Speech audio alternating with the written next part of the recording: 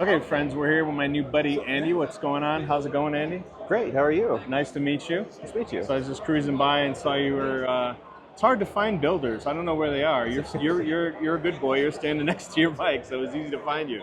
Yeah. Tell me what you got here. This is pretty cool. So this is my 1981 Kawasaki KZ750. I've done some, aesthetic modification to it. It's got wheels and suspension from a 2003 ZX6R Ninja. I've got custom paint, custom upholstery, custom electronics tray, Moto Gadget M unit, LED lighting, all of that. So how long did it take you to build? In this configuration, once I had everything gathered up, it took me about 3 months to get it fully assembled. 3 months. And what part of the entire build was the hardest or most difficult part, or made your knuckles bleed or something like that? I'd say probably the most difficult part for me was getting the triple clamp to fit on the original frame of this bike. Had to do a lot of modifications to make all of that kind of bolt up the way that it was supposed to.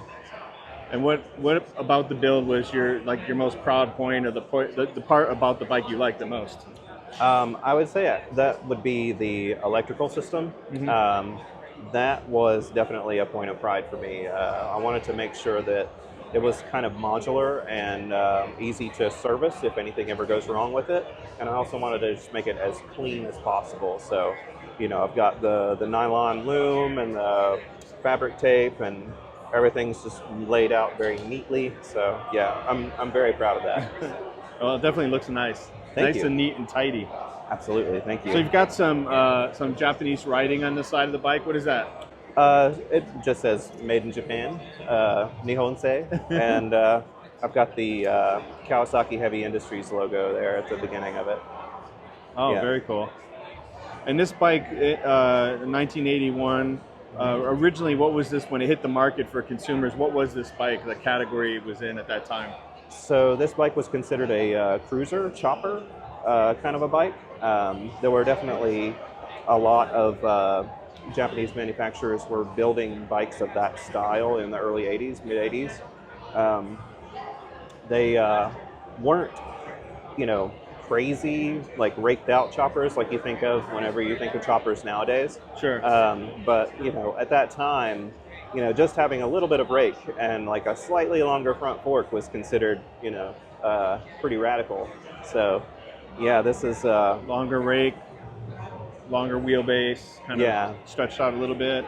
Yep. And you were telling me about the engine. So this is an inline 4. Correct.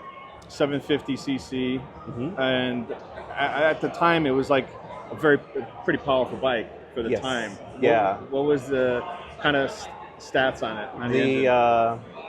I think it was 83 horsepower at like 12,000 RPMs or something along those lines.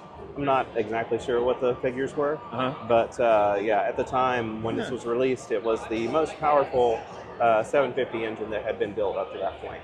Wow. That's it pretty was cool. in the LTD and the KZ750E, like the GPZ 750. Like it was used in a lot of Kawasaki's bikes.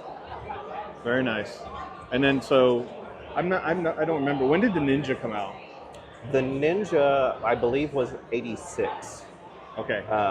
If I'm not mistaken. So a handful of years after this, the proper inline 4 sport bike came out. Yes. Very cool. Yeah, made popular, of course, by Top Gun. About who? Top Gun. Oh, yeah. Speeding along there in San Diego. Yep, the GPZ 900. Very Beautiful nice. machine. Well, Andy, thanks for introducing your bike. Absolutely. Very nice to meet you. Yeah, nice to meet you. And have a great rest of the show. Appreciate it very much. Take care.